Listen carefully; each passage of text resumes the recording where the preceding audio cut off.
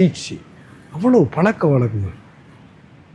ஒரு தரம் நம்மளோட யாழ்ப்பாணத்தில் நான் ஒரு அம்மாவோட இருந்து அவரோட பேர் வச்சுதான் எனிவே அவர் சொன்ன, சுவாமிஜி இந்த டான்ஸர் பரதநாட்டியம் வர பிள்ளைகள் இல்லையா, அவங்க பல யோகிகள் என்ன திட்டி கொண்டு இருந்தா ஏதோ பாயிண்ட் இல்லை. ஏன்னா யோசிப்பார், அவங்களோட உணவு, நடைமுறை, சாப்பாடு எல்லாம் ஒழுங்காக இல்லாட்டி டான்ஸ் ஆட முடியாது. இந்த பாட்டுறவங்க அவங்க ஐஸ்கிரீமையும் பார்த்துருப்பாங்களோ தெரியல எனக்கு. என்ன எவ்வளோ டிசிப்ளின், அந்த இடத்துக்கு வாரத்துக்கு இவ்வளோ முயற்சி பண்ணி பழக்க செய்து கொண்டு இருக்காங்க. இன்றைக்கு சாமியார் என்ன திட்டி கொண்டு இருந்தார். என்னென்ன தங்கத்தை கறியை சமைச்சு கொடுத்தாலும் இந்த மணியை சாப்பிட மாட்டேன். அவர் ஜோக் உண்மை. ஏன் உடம்புக்கு மனதுக்கு இது பொருத்தம் இல்லை, ஏன் ஹேபிட் நல்லா தெரியும். இதை சாப்பிட்டது நடக்க போகும், இதை சாப்பிட்டது நடக்க போகும். ஆகவே என்ன இவ்வளோண்டா பழக்கம், ஹேபிட், பழக்க வழக்கம். ஒழுக்கம் விழுப்பம் தரலால் ஒழுக்கம் உயிரினும் ஓம்பப்படும். இந்த ஒழுக்கம் பாவிக்கல. ஏன்னா இது என்ன சார் லோடட் வித் ராங் கொனோட்டேஷன் சொல்கிறது. அப்படி இல்லை, இதைத்தான் சொல்கிறேன். இந்த பழக்க வழக்கம் எத்தனை பேர் எனக்கு சொல்லிக்கிறாங்க.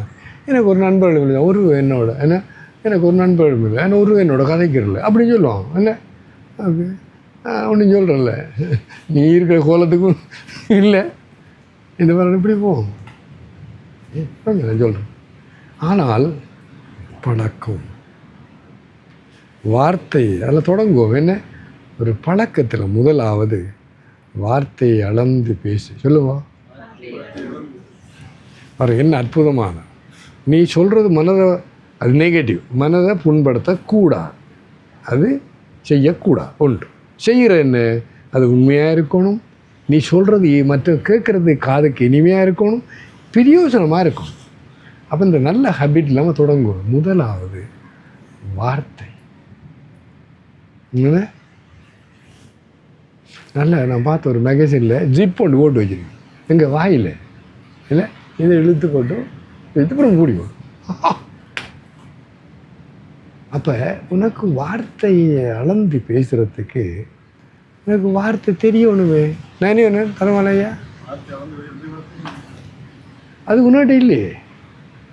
அது எங்கே இருக்குது?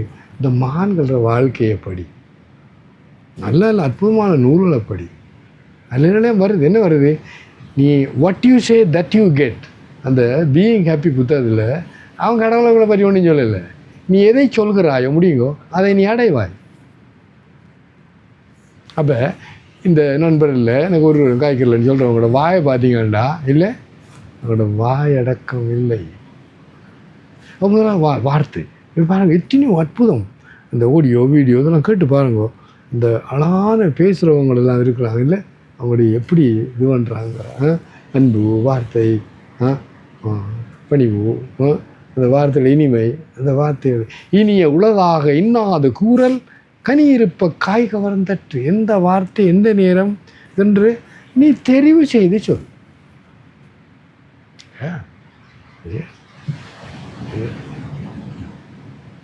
சாமி நீங்கள் போய் செட்டில் பண்ணிட்டு வாங்க. சாமி என்ன நீங்கள் போகணும், நான் பார்த்துருக்கேன் இந்த ஆசிரமத்தில். நித்யாசம் சொன்ன அதெல்லாம் நான் கேட்குறேன், நீ என்னோட கேட்க மாட்டேன் இருப்பார். ஏன் இப்போ இங்கே நடந்தது. நான் ஆடியோ இருக்கிற இந்த கல்முனை இந்த பக்கம் நான் வர இந்த நம்மளோட தியேட்டர், இந்த சாரதா தியேட்டர், அதுக்கு முன்னே ஒரு பையன் மற்ற பையன் கூட அடிக்கிறானோ, எல்லோரும் பார்த்து கொண்டிருக்காங்க. நான் தண்ணி போட்டு திட்டி போட்டு மேன் ப்ளீஸ் வார்த்தை. அப்போ முதலாவது பழக்கம், நீங்கள் எல்லாம் வார்த்தையை அளந்து பேசும். எதுக்கு சொல்லணும்? ஷட் அந்த மகான்கள் நான் பார்த்த சுவாமி கிருஷ்ணாஜி மகாராஜ் எல்லாரும் நீங்கள் ஒன்று சொல்லக்குள்ள அவர் என்ன கிருஷ்ணா கிருஷ்ணா, இன்னொரு ராம் ராம் ஓம் ஓம், உடனே ஒன்றும் சொல்ல மாட்டாங்க. ஏன்னா அவங்களுக்கு தெரியாது சொல்கிறதுக்கு. நீங்கள் வாயை துறக்க முதல் அவங்க என்ன மெஷின் கண்ணா அது மாதிரி நோ நோ நிப்பாடு. இந்த வார்த்தை அளந்து, இந்த வார்த்தையில் என்ன நடக்க போகுது, இதில் என்ன பிரயோசனம், இதால் என்ன ரியாக்ஷன், அதெல்லாம் பார். எஸ். அப்போ முதலாவது வார்த்தை ஏனென்றால் நீ சொல்வது முடியுங்க நடக்க போகிறது. அதிலிருந்து தான் இந்த மௌனம், வாயிலே மௌனம், மனதிலே மௌனம் இருக்கிறது. ஏன் அந்த நிறைய இருக்குது அற்புதம், மௌனத்தின் அற்புதம், மௌனத்தின் அற்புதம். அந்த நீ மௌனமாக இருந்து பாரு, நேரம் முதல்ல உண்ட மனதில் இருந்த அசிங்கமெல்லாம் வெளியில் வரும், வந்து போட்டு உடனே அதுக்கு பிறகு ஒரு அமைதி வரும். அதில் என்ன நல்ல விஷயங்கள் எல்லாம் இருக்குது. இப்போ வார்த்தைகளை அளந்து பேசும்போது தயவு செய்து, இது நல்ல பழக்கம். எஸ். என்ன பார்த்தா இனிமை. எஸ். வார்த்தை அளந்து. அடுத்தது அது சொல்கிற ரிலேஷன்ஷிப், என்ன உறவு. நாங்கள் 14ஆம் கூப்பிட்டுருக்கோம்.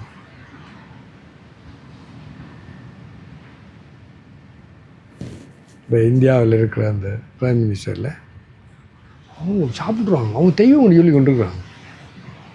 ஏன் என்ன அவர் தேடி போகிறார், அவரோட படித்தவன், அவன் ஒரு மெக்கானிக்ஸாக ஏதாவது இருக்கிறான், அவனுக்கு தெரியாது இவர் பிரைம் மினிஸ்டர். அவன் கண்டு ஓடி போய் ஐயோ நிறைய இந்த 2 கட்டி கொடுக்குறான். அவனுக்கும் ஒரு குறிக்கோள் இருந்தது, இவருக்கும் இருந்தது. இவர் அடைஞ்சிட்டார், அவன் அடையலை. ஆனால் இல்லை யோசிச்சு பாரும்மா, அவரை தேடி போய் இல்லை. எனக்கு நிறைய பேர் பாப்பா, சுவாமி இத்தனை வருஷம் 35 வருஷத்துக்கு போகிறது, அதையும் இப்போ நீங்கள் ஞாபகம் வச்சுக்கலாம்னு சொல்லிப்பாங்க. எஸ். அப்போ அது சொல்கிற இந்த நண்பர்கள் நல்லவர்களை நீ என்னண்டு அவங்கள அது சொல்கிறேன், என்ன நான் சொன்னேன்னு பராமரிக்கும். என்ன பராமரிக்கும். அப்போ இப்போ வெளிநாட்டில் ஒரு ரிசர்ச் ஒன்று 30-35 வரைக்கும் ரிசர்ச் ஒன்று எப்படின்னா, எந்த காரணத்தால் ஒரு மனிதன் மகிழ்ச்சியாகவும் ஆரோக்கியமாகவும் திருப்தியாகவும் இருக்கிறான்ற ஒரு அதில் பல காரணங்களில். ஆனால் கடைசி அவன் கண்டுபிடிச்சது இல்லை, ஒரு யாருக்கு நல்ல உறவினர் இது இருக்கிறதோ அவங்க தான் திருப்தியாகவும் மகிழ்ச்சியாகவும் இல்லை இருக்கிறான்னு கண்டுபிடிச்சது. பொசிஷனை வாக்கு வேத வாக்கு. நான் சொல்ல சுவாமி நீங்கள் வந்துட்டீங்களா, நான் படான்னு போயிடுது என்ன பாருங்க. ஸோ 2வது ஹேபிட் இது. என்னென்னா அதுக்கு நீ எவ்வளவு தூரம் உன்னை திருத்த வேண்டி வரும். நானே வேணும். எஸ். என்ன நீ போக முடியாது. ஐயா நாங்கள் பிஸியாக இருக்கணும், அப்புறம் வாங்கன்னு சொல்லுவாங்க. உங்களுக்கு வரவேற்பு முடியுங்க இல்லை. ஏன் அதான் என்னது உருப்பளிங்கு போல்வாளன் உள்ளத்தினுள்ளே இருப்பள். இந்த இதயத்தில் ஒரு அழுக்கு கிடையாது. எல்லாம் பளிங்குக்கு மேலே இதை வச்சாலும் அதில் உருவம் தெரியும். அப்படின்ற இதயம் என்ன ஆனால் சரஸ்வதி தாயார் பிரார்த்தனை, உருப்பளிங்கு போல்வாளன் உள்ளத்தினுள்ளே இருப்பள் இங்கு வாராத இடர். அப்போ இது ஏன் இதை சொல்கிறேன்டா, ஹபீரனோட எல்லாரும் இப்போ எனக்கு நல்ல ஞாபகம் ஆசிரியர்கள். அந்த நாளில் டியூஷனுக்கு போகலையே, பணமும் இல்லையே. தட்சிண உதாரணம். எனக்கு தொடக்கத்தில் வேறு ஹபீட்டை பண்ணேன், அந்த டீச்சருக்கு சேவை செய்யும். அப்போ அவர் பேர் கமல். அவர் ஆங்கில டீச்சர், அற்புதமான மனுஷன். எல்லோரும் படிப்பிச்சு கொண்டிருப்பார். நான் என்ன சைக்கிள் கொண்டு இருந்தேன், அவர் இருக்கிற ரூமுக்கு கொண்டு அவர் இட்டு போட்டு ரூமெல்லாம் கூட்டி இது பண்ணி வந்துடுறேன். ஒரு நாள் பார்த்தேன், மான் காமியா அதான் ஒன்றை கொடுப்பேன். யோகராஜா இருந்தால் அவர் சொல்லுவார், அவர் கொஞ்சம் நான் இங்கே இல்லை, அவர் வந்திருக்கார், அவர் சிடம் அது டீச்சு. அவர் எனக்கு ஆங்கிலம் நிறைய சொல்லிக் கொடுத்த பாட்டெல்லாம் எனக்கு அப்படி அச்சா பாடம். அதில் ஒரு பாடம் சொல்ல முடியாது உங்களுக்கு, ஒரு பாடம் சொல்கிறோம். Nothing but character. In social life, you are visiting card. When you travel, you are tickets. When you vote, you are a voter. When you die, you are a tomb. But you are a character in the presence of God. அப்படியே அப்படி போகுது அழகான போய். ஏன்னா நான் ஒரு கொஞ்சம் என்ன சொல்கிறேன்டா ஈஸி. அது மட்டும் இல்லை, திருக்கோயிலில் அங்கே போய் படிக்க வைப்பாங்க. எங்கே அட்வான்ஸோ படிக்க யாரும் தெரியுமோ தெரியும். இங்கே ஒரு இல்லை ரொம்ப அநியாயம் இல்லை, கொம்பையாக வந்துட்டு வருது. சார் சார் உங்களுக்கு தெரியும் அந்த இதயத்தில் அவ்வளோ கஷ்டமாக இருக்குது சொல்கிறது. அப்போ எனக்கு ஜியோகிரஃபி ஒரு சப்ஜெக்ட், அவர் எக்ஸ்பர்ட் அதில். அப்போ அது இங்கே தூரம் மாவட்டியாக இருந்து அந்த போஸ்ட் ஆஃபீஸ் இருந்தது, அந்த போஸ்ட் ஆஃபீஸ் மேலே ஒரு ரூம் இருந்தது, தம்பி போஸ்ட். அப்போ அது தூரம் தான், 3 கிலோமீட்டர் 1.5 கிலோமீட்டர். என்ன நான் சைக்கிளும் இதை விட்டு போட்டு அவருக்கு சாப்பாடு ஒழுங்கோ சரியாக இல்லை.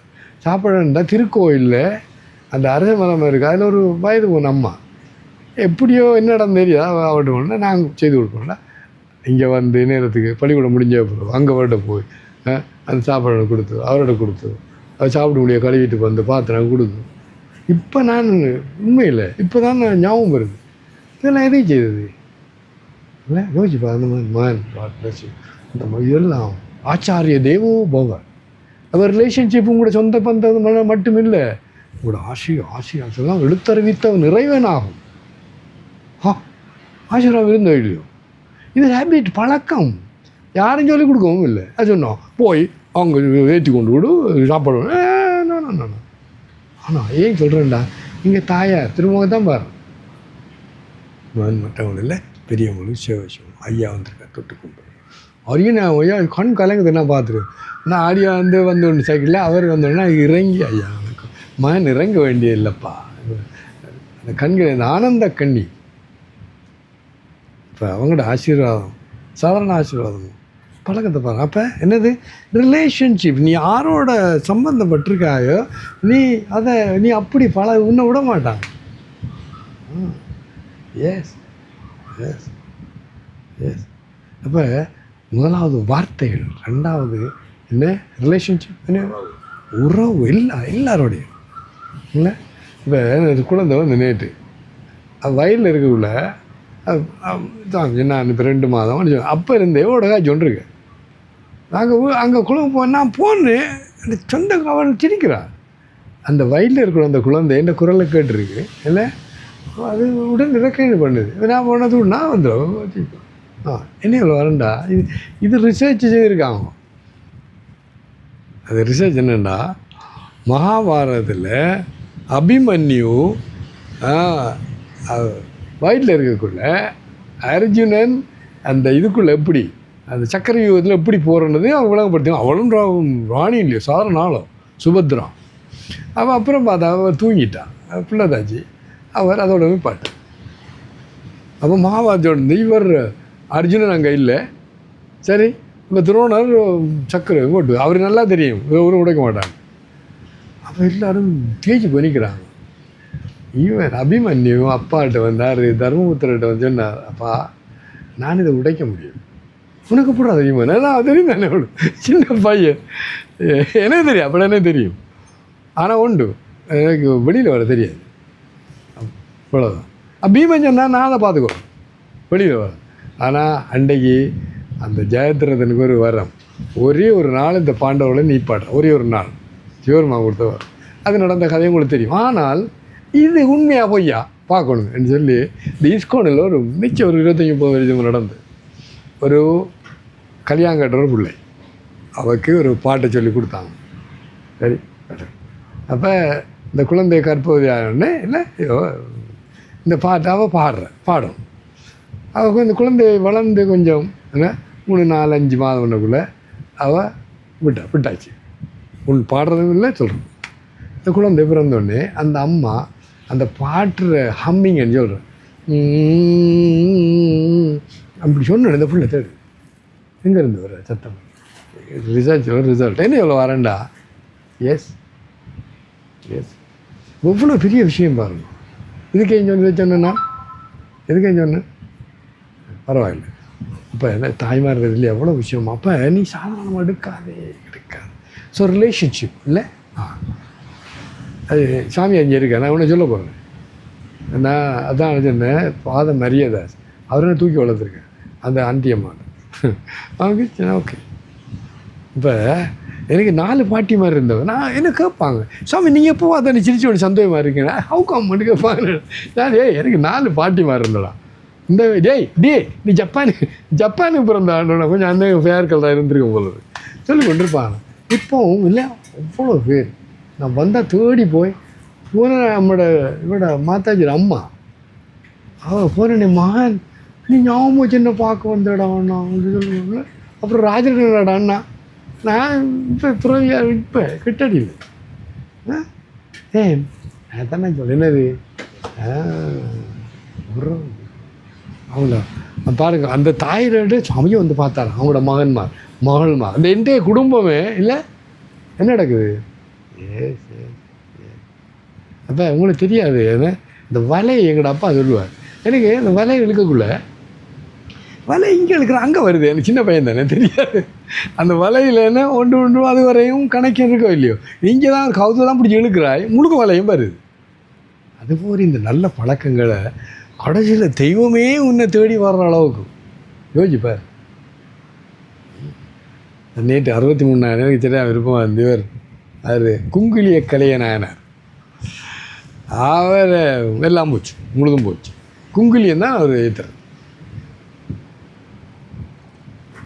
கடையாக தாலி கொடியை கலட்டியும் ஆகிருக்குது, புள்ளையெல்லாம் பாசியாக இருக்குது. இதை விற்றாவது கொஞ்சம் அரிசி பண்ணியும் போகிற வழியில் வருது, எங்கே வருது குங்கிலியம் வருது. வண்டிதான் ஆகும். ஓ என் பெருமான் உடலில் தெரியுமா, வீட்டில் வேண்டி எல்லாம் இட்டு போட்டு, அப்பா எறும்பு போய் சாப்பிடு இல்லை எல்லாம் ரெடியாக இருக்கேன் நாயனா. அது ஒன்றுக்கே இல்லை. ஒரு ஒரு ஒரு பழக்கம். என்ன பழக்கம்? குங்கிலியம் ஒரு இன்னொரு கௌபின் அதான் கொடுக்குறாரு. இன்னொருவர் என்னது பாத்திரம், என்ன பிக்ஷா பாத்திரம், ஒரு ஆளுக்கு கனவு இருக்குது. யோசிப்பார், ஒரு பழக்கம். அம்மா இதோட வருது, என் பெருமான் அவரை நீ தேட போக முடியாது. ஒரு அற்புதமான பழக்கத்தை எந்த தடை வந்தாலும் இல்லை அது செய்து கொண்டே இருக்கு. தவம் வரணும் இல்லை. எஸ். ஸோ நான் சொல்கிறது பழக்க வழக்கம், ஹேபிட்ஸ். நான் அட்டமிக் ஹேபிட். நீங்கள் எல்லோரும் படிக்கணும் அந்த புத்தகம். ஆடியோ நிறைய அனுப்பியிருக்காது. ஆடியோ அற்புதம். அதாவது நீ எப்படி பாருங்க, சின்ன உதாரணம், நீ நடக்க போகணும் இல்லை, சில ஸ்லீப்பர் வச்சுக்கலாம், ஷூ வச்சுருக்கலாம், வருங்காலோடையும் போகலாம். அது உதாரணம் என்னென்னா நான் என்ன பண்ணுறேன், இந்த கண்மணி உதாரணம் சொல்கிறேன். இது காலைல எழும்பினோடனே நான் கொண்டு வந்து யோகா செஞ்சோணும். சொல்கிறேம்மா அந்த ஆசனம் என்ன அதை யோகா மேட்டை கொஞ்சம் வெளியில் எடுத்துவேன், சிலோட விட்டு மறந்துடுவா இல்லை. இப்போ எனக்கு பழக்கமாக போயிட்டு அதை பார்த்தா என்ன நடக்குது, ஆசனம் செய்வோம். இது அந்த இதில் வருது. சின்ன அட்டமிக் ஹேபிட்டா நீ பார்த்தா இன்றைக்கு நாளைக்கு கொஞ்சம் அதை விரிக்கிறது, ஒரு ஆசனையும் செய்யாது. அப்படி மாதக்கணக்கில் போகலாம். அப்படி போகுது நிறைய. இப்போ என்ன சொல்கிறேன், அட்டமிக் ஹேபிட். இந்த பழக்கங்கள்லாம் சாதாரண முடியாது. ஏன் நம்மளோட man is a comfort loving creature. சரியா? எனக்கு என்ன 4 மணிக்காகி நான் 7:30 மணிக்கு தான் எழும்புகிறேன் இல்லையோ அப்படி. ஆனால் இல்லை நல்ல 5 நிமிஷம் 2 நிமிஷம் கூட்டிக்கொண்டே 7 மணிலேருந்து என்ன நீ 7 மணிக்கு எழும்புறதா இருந்தால் 6:55க்கு அடுத்த நாள் 3 நாள் 6:50க்கு எழும்பு. ஒரு மாதம் எடுக்கட்டுது. அப்படி இழுத்துட்டு பார்த்தீங்களா, இப்படி செய்யலாம், நிறைவேட செய்யலாம். உதாரணத்துக்கு நான் பகவத்கீதை படிக்கணும், எந்த பெரிய புத்தகம் 700 நேரம் இல்லை, ஒரு பக்கம். எத்தனை பக்கம்? ஒரு பக்கம் என்ன 325 நாள் 325 படிக்கிறோம் இல்லையோ. இதை நமக்கு பெரிய பெரியப்பா ஒவ்வொன்று மாதிரி இது நடந்த கதை. இன்னொரு கதை அற்புதம்.